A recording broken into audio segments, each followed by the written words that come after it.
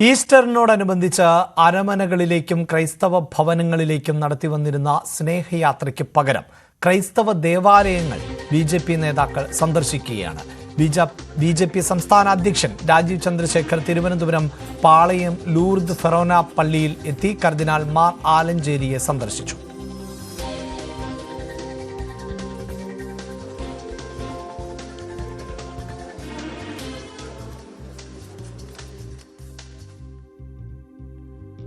വഖഫ് നിയമത്തിന് മാർ ആലഞ്ചേരിയുടെ പിന്തുണ ലഭിച്ചു. നിയമം പ്രാബല്യത്തിൽ വരുമ്പോൾ ജനങ്ങൾക്ക് ഉപകരിക്കുമെന്നും കേന്ദ്ര സംസ്ഥാന സർക്കാർ മുനമ്പം വിഷയം പരിഹരിക്കാൻ ശ്രമിക്കുന്നുണ്ട് എന്നും അദ്ദേഹം പറഞ്ഞു.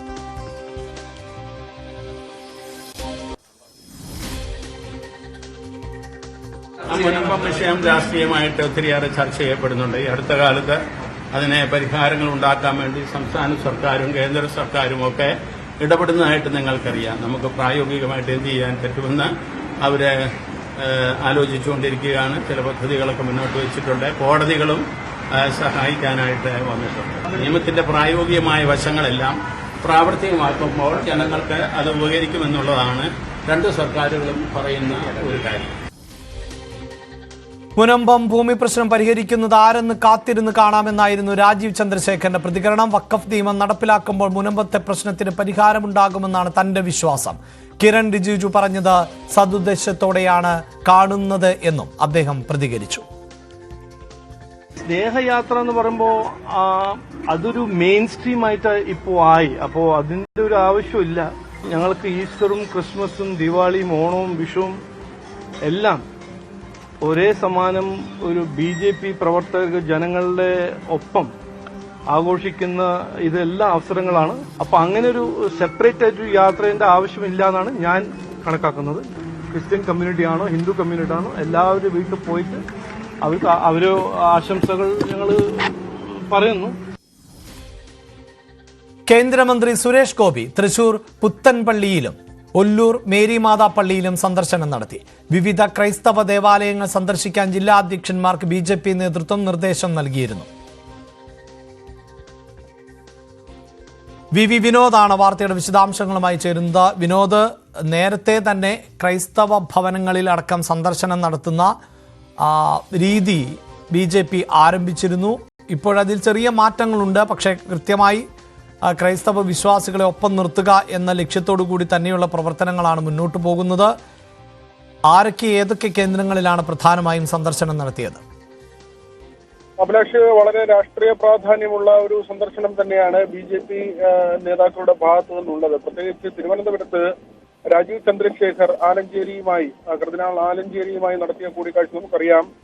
വഖഫ് ഭേദഗതി ബില്ലും മുനമ്പം വിഷയവും വലിയ സജീവമായ ചർച്ചയായി സമൂഹത്തിൽ നിൽക്കുമ്പോഴാണ് ഈ ഒരു കൂടിക്കാഴ്ച. മാത്രമല്ല, രണ്ടുപേരും ഈ വിഷയത്തിൽ പ്രതികരിച്ചു എന്നതും ശ്രദ്ധേയമാണ്. മാത്രമല്ല, ആലഞ്ചേരിയുടെ നിലപാട് അത് പൂർണ്ണമായും ബി.ജെ.പി. ഇതുവരെ എടുത്തിട്ടുള്ള നിലപാടുകളെ പിന്തുണയ്ക്കുന്ന തരത്തിൽ തന്നെയാണ്. അദ്ദേഹം ഏതെങ്കിലും ഒരു തരത്തിൽ ബി.ജെ.പി. വിമർശിക്കുന്ന തരത്തിലേക്ക് പോയിട്ടില്ല.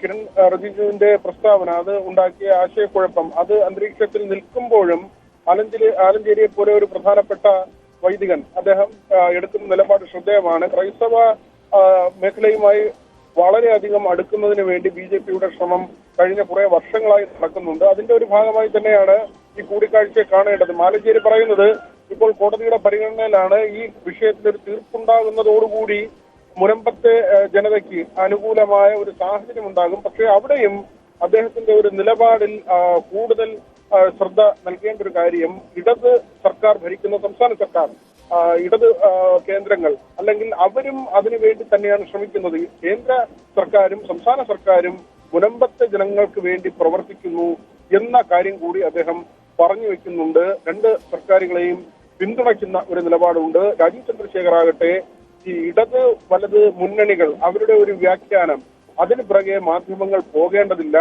റിജിജുവിന്റെ പ്രസ്താവനയെ സദുദ്ദേശപരമായാണ് കാണുന്നത്. മാത്രമല്ല, ഇത് മുനമ്പത്തെ ജനങ്ങൾക്ക് എങ്ങനെയാണ് ഗുണകരമായി മാറുന്നത് എന്നത് കാത്തിരുന്ന് കണ്ടോളൂ എന്നുകൂടി അദ്ദേഹം ഒരു ആത്മവിശ്വാസം പ്രകടിപ്പിക്കുന്നുണ്ട്. Abhilash, yes, BJP. നേതാക്കൾ ഈസ്റ്റർ ദിനത്തിൽ വിവിധ ദേവാലയങ്ങളിലും സഭാ പുരോഹിതന്മാരെയും ഒക്കെ കണ്ട് മുന്നോട്ട് പോകുകയാണ്.